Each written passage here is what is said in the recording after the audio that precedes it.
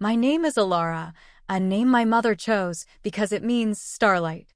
She said she hoped I would learn to navigate by my own light, a sentiment I wouldn't fully understand until much later.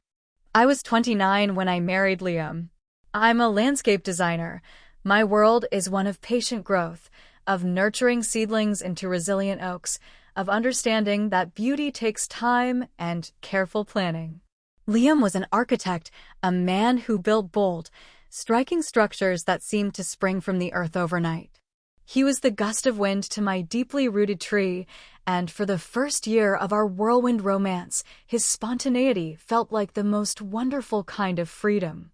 He was tall, with a laugh that could fill a cathedral and a way of looking at the world as if it were a grand, unopened gift. I, with my color-coded calendars and 5-year plans, was captivated. We married in a small ceremony at the Botanical Gardens, surrounded by the quiet, steady life of ancient trees and blooming roses. It felt perfect. The morning after our wedding was a study in beautiful chaos. Our small, sunlit living room was a tapestry of discarded ribbons, crinkled wrapping paper, and stacks of heartfelt cards. The air still smelled faintly of champagne and wedding cake. It was into the scene of newlywed bliss that Liam's parents, Eleanor and Richard, arrived. I had only met them a handful of times, our quick courtship leaving little room for extended family introductions. They seemed pleasant, if a little formal. Eleanor was impeccably dressed, her smile a practiced, perfect curve. Richard was jovial, his hand always resting on his wife's back, a silent, supportive presence. As we began the ritual of opening gifts, a quiet unease began to settle over me. Eleanor and Richard weren't just watching, they were appraising. My Aunt Margot, a wonderfully eccentric potter, had given us a magnificent, hand-thrown ceramic bird bath, its glaze a swirling galaxy of deep blues and earthy greens. I was tracing the intricate patterns with my finger, already picturing it as the centerpiece of the small garden I planned for our backyard. "Oh, my," Eleanor murmured, her eyes fixed on it. She leaned forward, her perfectly manicured fingers hovering just above the ceramic. "That's quite something, isn't it, Richard?" "A real work of art," he agreed, nodding. "Yes, Aunt Margot is so talented," I said, my voice bright. I held it a little closer, a strange, protective instinct flaring within me. "I can't wait to find the perfect spot for it in the garden." Eleanor's smile didn't falter, but something in her eyes cooled. "Well, our garden gets much more sun than yours. The birds would simply flock to it. We could give it a good home." She said it so casually, as if she were commenting on the weather. I looked at Liam, expecting him to gently redirect her, to laugh it off. He was busy admiring a set of sleek, German-engineered kitchen knives from one of his colleagues. He caught my pleading gaze and chuckled, a sound that was meant to be placating. "Mom, that's for us. For our home." "Don't be silly, dear," Eleanor said, waving a dismissive hand. "You two are so busy. It would just sit in a box. We'd actually use it, appreciate it." Richard clapped his hands together. "That's the spirit. Families share. It's what we do." He beamed, as if he'd just solved a complex puzzle. A knot of discomfort tightened in my stomach. These were our wedding gifts, tokens of love and well wishes for our new life together. I forced a polite smile. "Actually, I've had the perfect place picked out for it since I first saw it. It will be lovely right by the lilac bushes." Eleanor's expression flickered, a brief, sharp flash of annoyance before the placid mask returned. "Patricia," she said, her voice taking on a tone of gentle condescension, "you must learn to be more generous. When you join a family, you learn to share what you have. It's about supporting one another." The word Patricia stung. She knew my name was Alara, but she often used the more formal, almost stern-sounding Patricia, as if to subtly remind me of my place. Liam, sensing the sudden chill in the room, stepped in. "Hey, let's not get hung up on the bird bath. Look at all this other stuff." He gestured vaguely at the mountain of presents, his voice a little too loud, a little too cheerful. I nodded, swallowing the frustration that felt like a stone in my throat. For the rest of the afternoon, I watched as they mentally cataloged our gifts. A cashmere throw was just the thing for the drafty reading nook in their house. A high-end espresso machine was perfect for their kitchen, since you two probably just drink instant coffee anyway. With each suggestion, each casual claim, I felt as if small pieces of my new life were being chipped away and carried off, and Liam, my partner, my husband, just stood by and let it happen, smiling his easy, conflict-avoidant smile. The first year of our marriage unfurled like a blueprint I was constantly having to revise.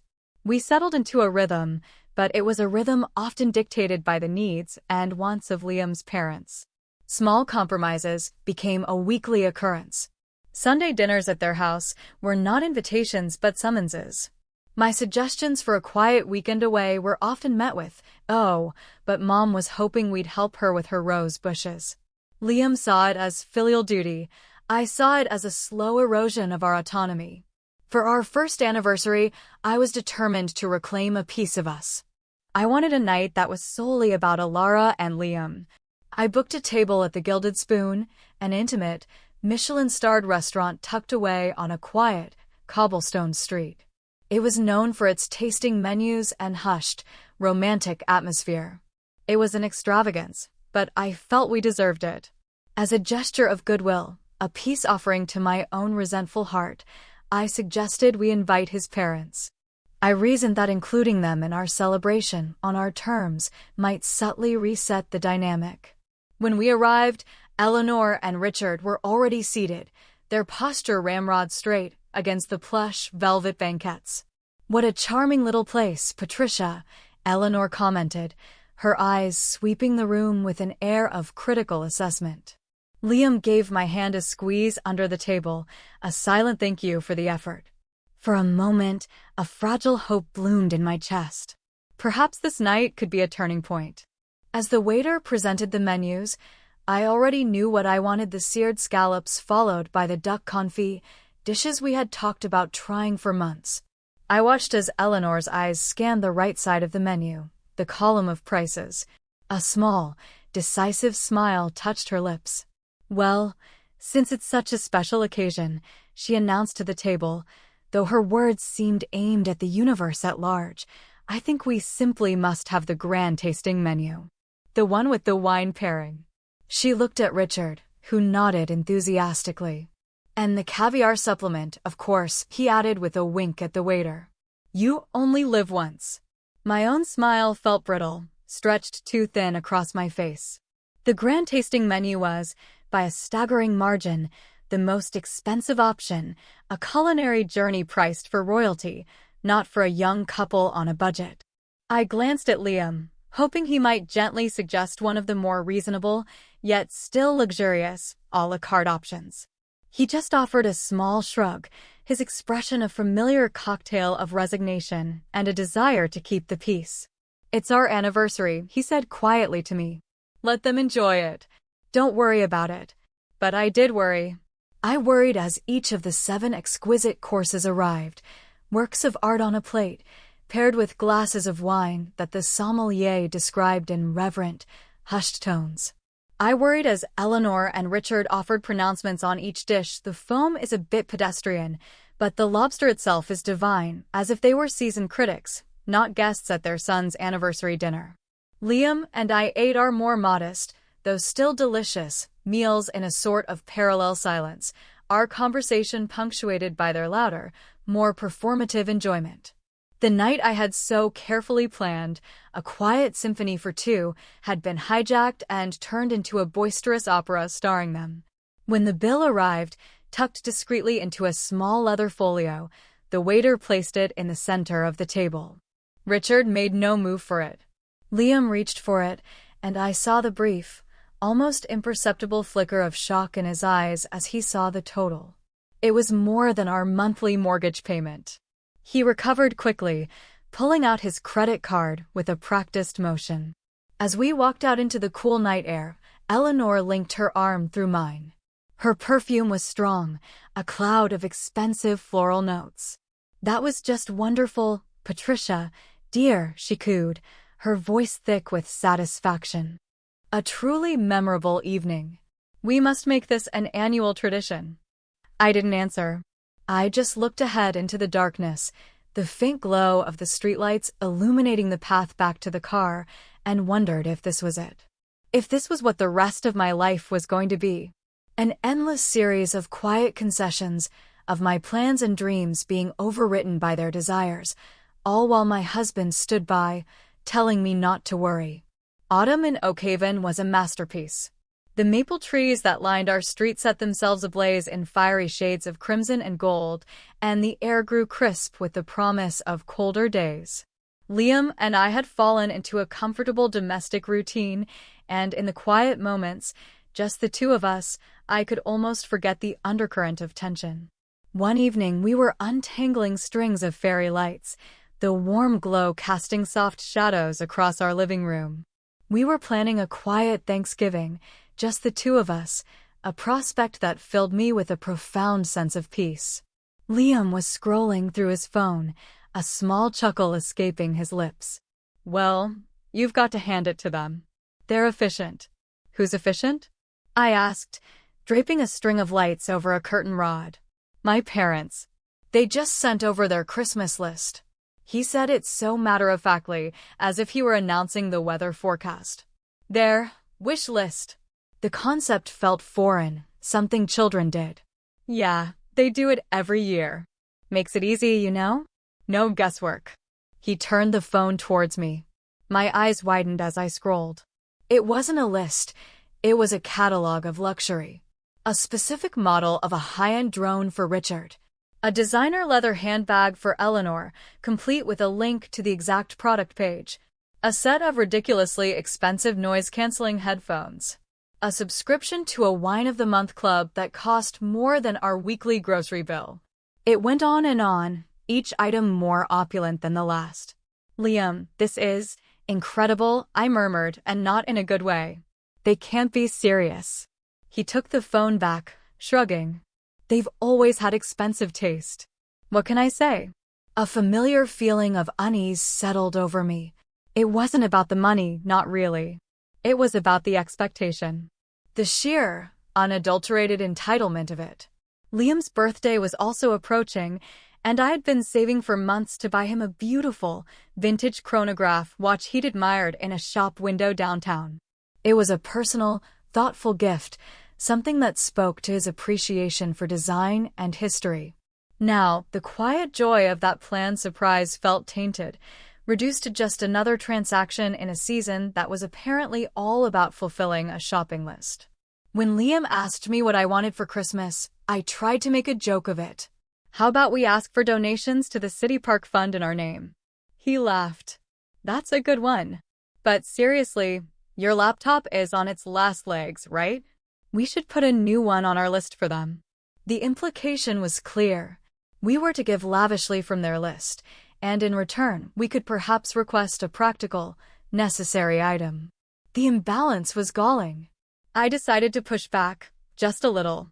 For Christmas, I bought Eleanor and Richard a beautiful, handcrafted wooden coffee grinder and a selection of artisanal, locally roasted coffee beans. It was a thoughtful, high-quality gift, but it was not on their list. In return, they gave me a set of scented bath bombs. They were perfectly nice, but it was the kind of generic gift you give to a distant colleague. For Liam, they presented the very drone he had listed, a sleek, impressive machine that he immediately began to unbox with boyish excitement. The unspoken rules of our family had been written and ratified without my consent. We were the givers, they were the receivers. And any attempt to deviate from the script was met with a polite, but pointed, lack of enthusiasm. I spent the rest of the holiday smiling, passing plates of food, and feeling like a guest in my own life, the silence of my resentment growing louder in my own ears with each passing day. I was at my drafting table, lost in the intricate details of a commission for a public healing garden when the email arrived. It was from the city council, a formal notification that my design had not only been approved, but had also won the annual Oakhaven Civic Beautification Award. With the award came a grant bonus, essentially, and it was significantly more generous than I could have ever imagined. My first thought wasn't of myself, but of us. Of Liam and me. I pictured a way to use this money, this unexpected gift from my own hard work, to bridge the growing distance between us. For years, we had kept a worn travel guide to Italy on our bookshelf. On dreary winter nights, we'd pull it down and trace the canals of Venice with our fingers, dreaming of gondola rides and moonlit strolls across the Piazza San Marco. It was our someday trip. Suddenly, with this bonus, someday could be now. That evening, I set the scene. I made his favorite pasta, opened a bottle of good Chianti, and lit candles. When I finally told him, his face transformed. The tired lines around his eyes smoothed away, replaced by a pure, unadulterated joy I hadn't seen in so long. Venice? Alara, are you serious? He breathed, his eyes shining in the candlelight.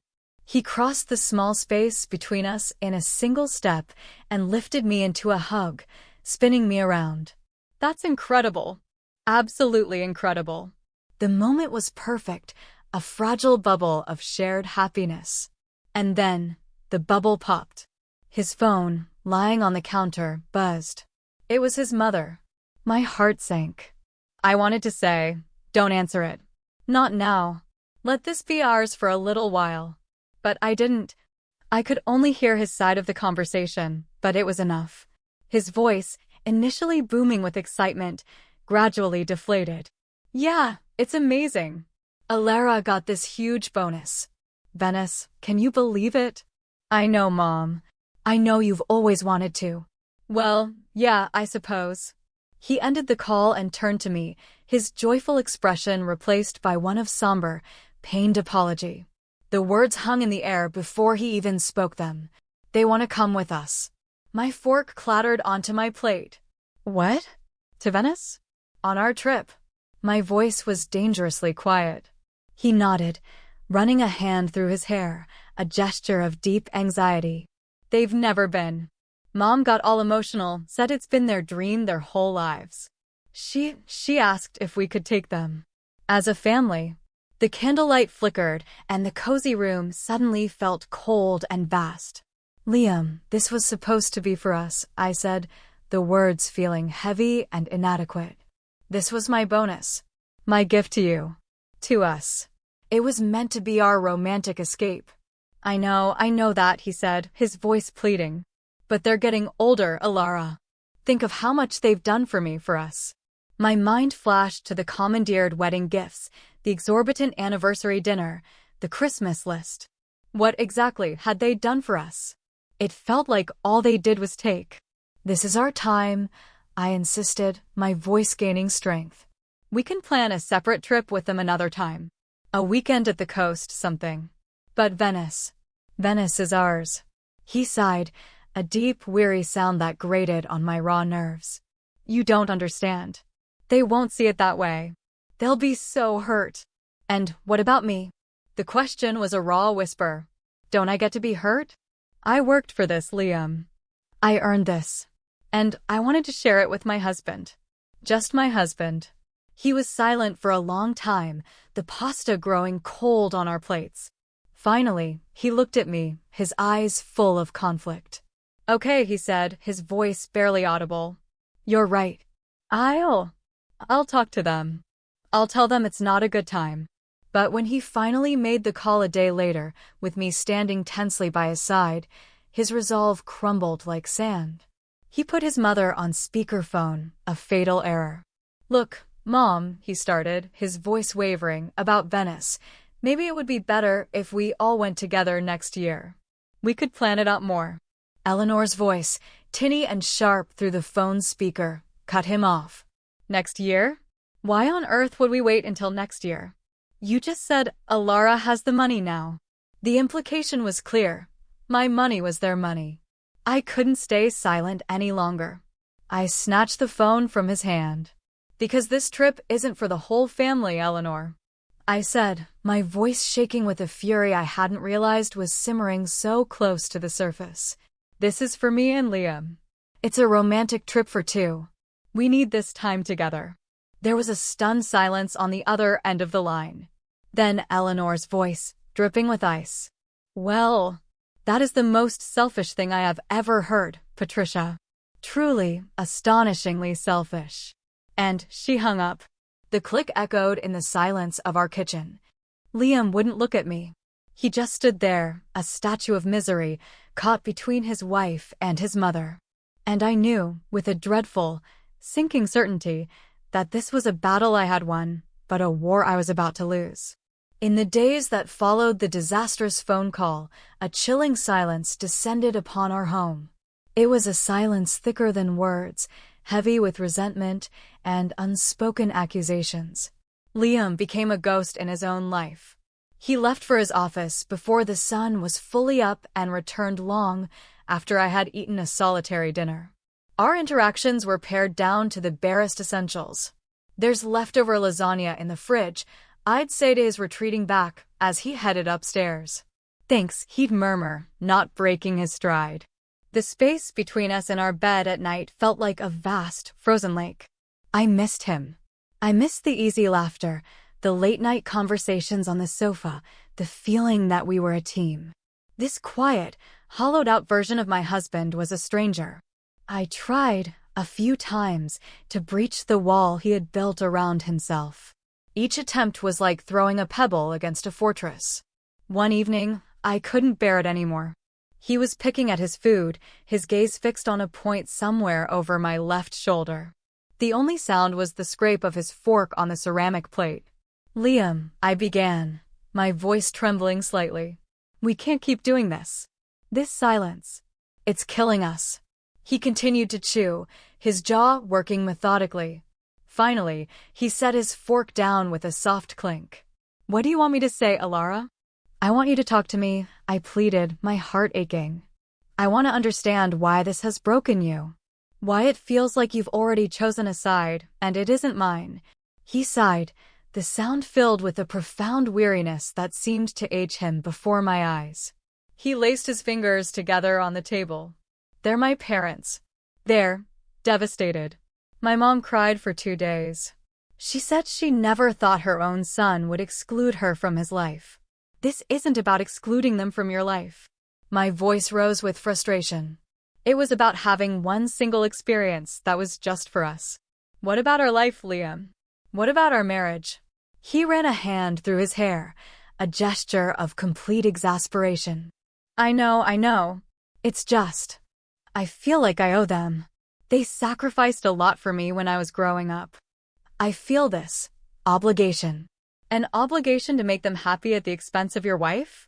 The question hung in the air between us, sharp and painful. He didn't have an answer.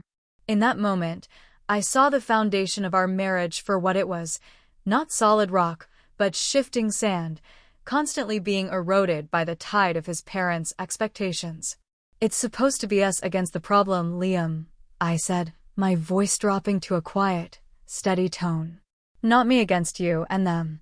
He finally looked at me, really looked at me, and for the first time in days, I saw a flicker of the man I married. I saw the conflict, the pain, the terrible weight of being torn in two. I know, he whispered. I don't know how to make everyone happy. You can't, I replied, a sudden, stark clarity cutting through my pain. That's the whole point. You can't make everyone happy. But you made a vow to me. To put me first. Doesn't that count for anything? He nodded slowly, his gaze dropping to the table. It does, he said, his voice thick with emotion. It counts for everything. We finished the meal in a different kind of silence. Not the angry, resentful silence of the past week, but a heavy, contemplative one. I felt a tiny, fragile sliver of hope. Maybe my words had reached him. Maybe he was finally starting to understand. The next morning, I woke to the soft gray light of dawn filtering through the curtains. The other side of the bed was cold, the sheets undisturbed. An unsettling quiet filled the house, a stillness that felt different from the tense silence of the previous days. It felt final. I reached for my phone on the nightstand, a familiar dread coiling in my stomach. I expected to see no messages, Another day of silent treatment. Instead, the screen was alight with notifications. A cascade of emails from my bank. My breath caught in my throat. I sat up, my heart beginning to hammer against my ribs. One by one, I opened them. An alert for a large wire transfer. An e-receipt from a major airline. A confirmation from a luxury hotel. As the details loaded on the small screen, a wave of cold, sickening realization washed over me. 2 round-trip, first-class tickets to Venice. A reservation for a canal-front suite at the Hotel Gritty Palace. All of it purchased in the dead of night. All of it charged to the account where I had deposited my bonus.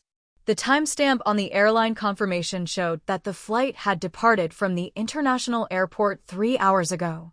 He was gone. He had taken my money, and he had taken his parents to Venice.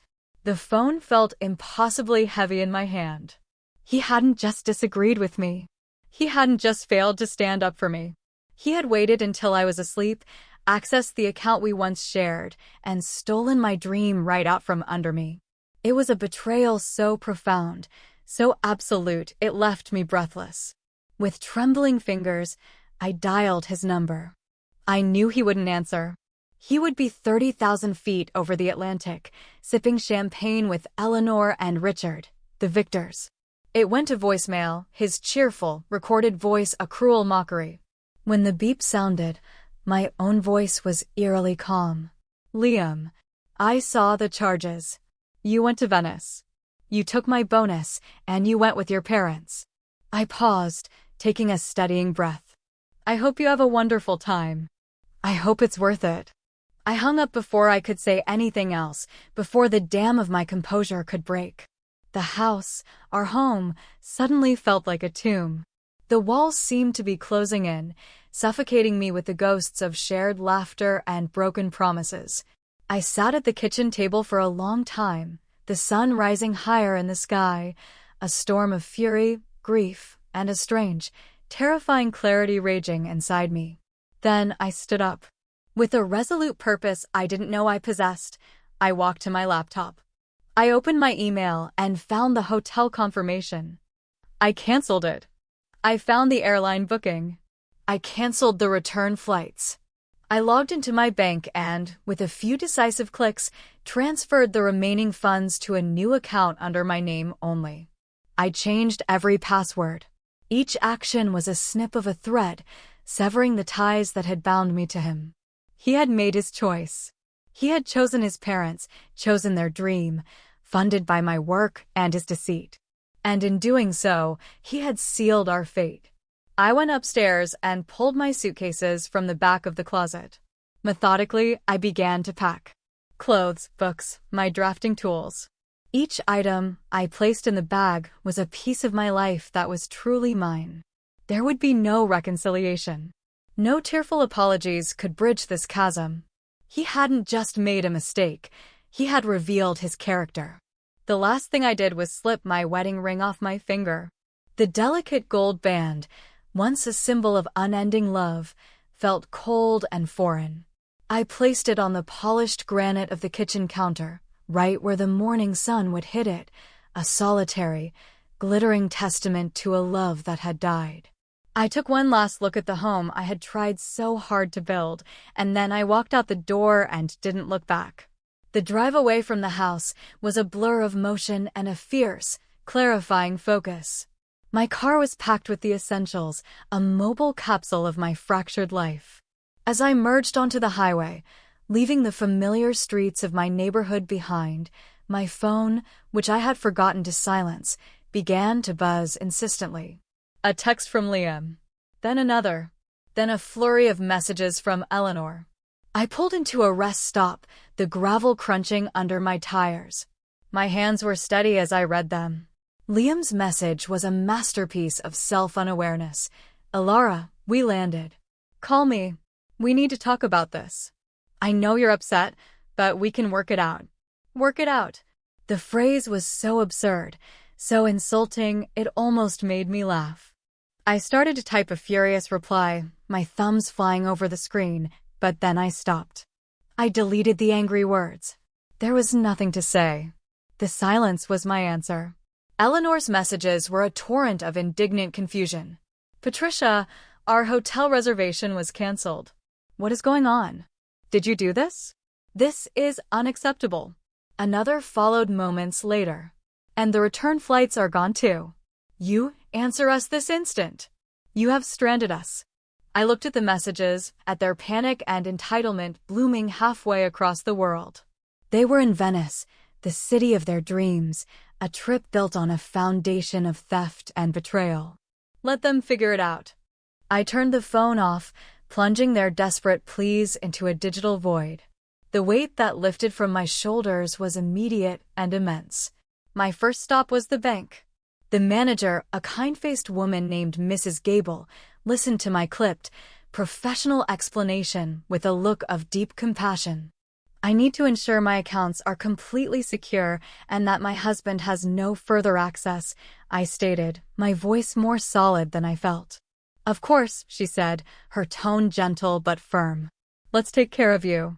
An hour later, I walked out into the afternoon sun, feeling a profound sense of control. The locks had been changed, the walls fortified. I was financially independent and secure. My next stop was the one place I knew I would find unconditional sanctuary, my sister Chloe's little yellow house on the other side of town. She threw the door open before I had even lifted my hand to knock, her face a mask of worry. Alara, I've been calling you for hours. She pulled me into a fierce hug that felt like coming home. I got the strangest, angriest voicemail from Eleanor. What on earth is happening? Over mugs of steaming chamomile tea at her cluttered kitchen table, I told her everything. The whole sordid story, from the wedding gifts to the Venice trip. Chloe listened, her expression shifting from disbelief to incandescent rage on my behalf. He did what? She finally exploded when I finished. Oh, Alara. That man. That entire family. You deserve so much more than that. I know, I said, and the truth of the words resonated deep in my bones. That's why I'm not going back. I canceled everything I could, I secured my money, and I left. A slow, proud smile spread across Chloe's face. She reached across the table and squeezed my hand. Good for you, she said, her voice fierce. Damn good for you. So, what's the plan? The first step, I said, feeling my resolve harden into steel, is a divorce lawyer.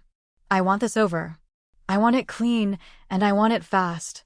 I know a great one, Chloe offered immediately. A real shark. No, I said, shaking my head.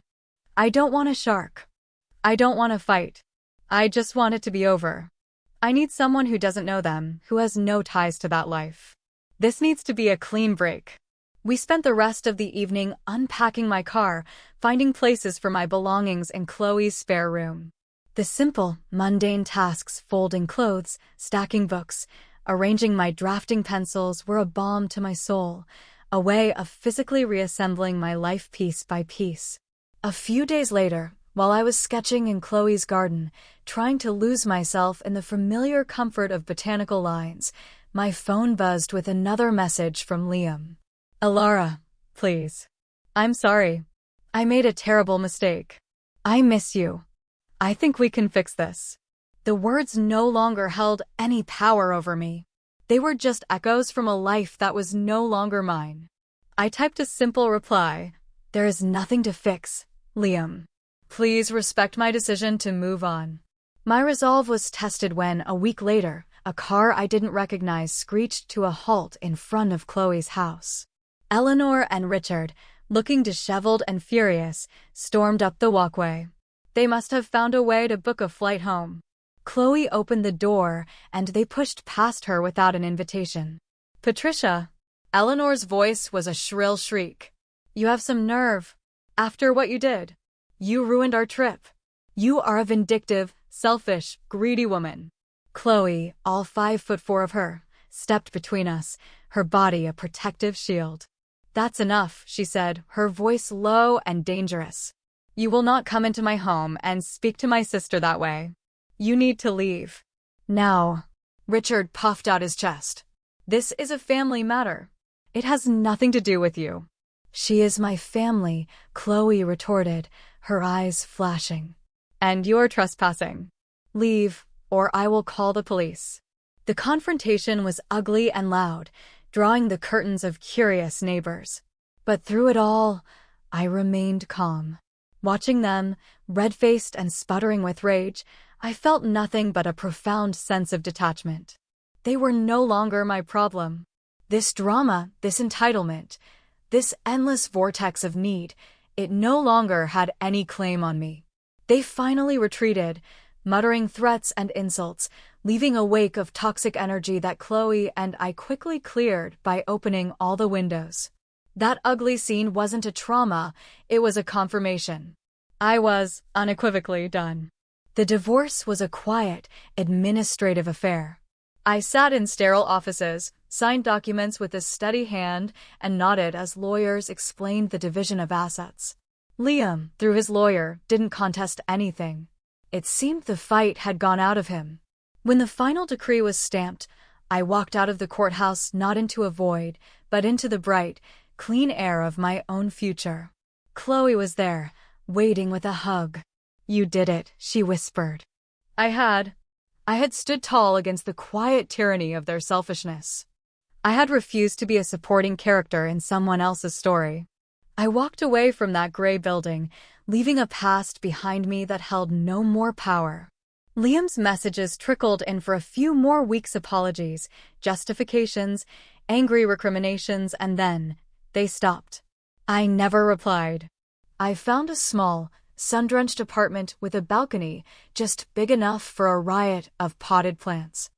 I filled the shelves with books I'd always meant to read. I enrolled in a pottery class, my hands finding a new language in the cool, yielding clay. I reconnected with old friends, my laughter feeling new and genuine in my own throat.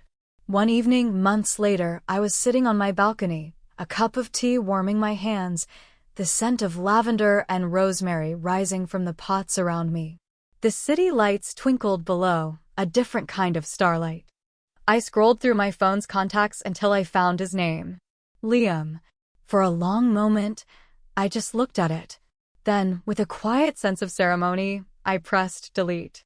A feeling of profound peace settled over me. I was free. Not just from a man or a marriage, but from the person I had been when I was with him, the woman who smiled when she wanted to scream, who acquiesced when she should have stood firm, who made herself small to avoid a conflict. That woman was gone. In her place was Alara. A woman navigating by her own light, in a garden of her own making, finally, wonderfully and unapologetically herself. The path ahead was unknown, but for the first time in a very long time, it was entirely my own. And it was beautiful.